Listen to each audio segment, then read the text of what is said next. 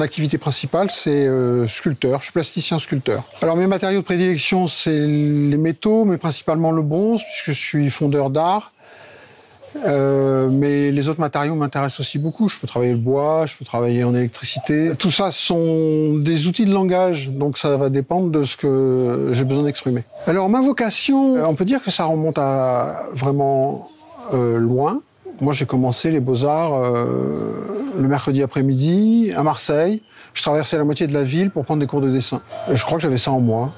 Un besoin, une envie. Et après, j'ai continué à développer comme ça. Un fait, c'est que j'ai toujours été très solitaire. J'ai toujours cultivé seul des activités manuelles. Et c'est plus tard que j'ai compris que j'étais un enfant des beaux-arts, quand on me l'a expliqué. Bon, ben, mon parcours, j'ai un parcours universitaire de beaux-arts, donc diplômé des beaux-arts. Après, j'ai été un peu enseignant dans les collèges, puis enseignant aux beaux-arts.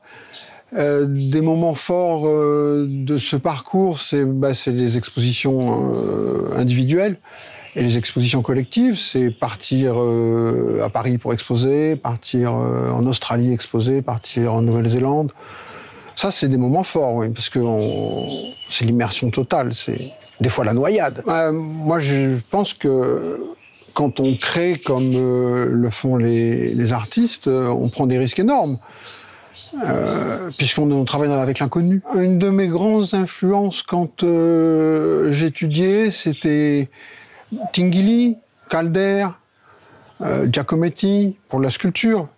Autrement, Ernest Pignon-Ernest qui revient très fort maintenant. Ça, c'est mes grandes références, oui. Des inspirations locales, forcément, on a toujours des inspirations sur le lieu où on vit. Moi, j'ai choisi de venir vivre ici. Des difficultés à travers mon processus créatif, moi, j'ai envie de vous répondre que des difficultés, on en rencontre tout le temps. Particulièrement, je crois, les sculpteurs, parce qu'on est confronté à des problèmes très triviaux, mécaniques, des rapports aux matériaux.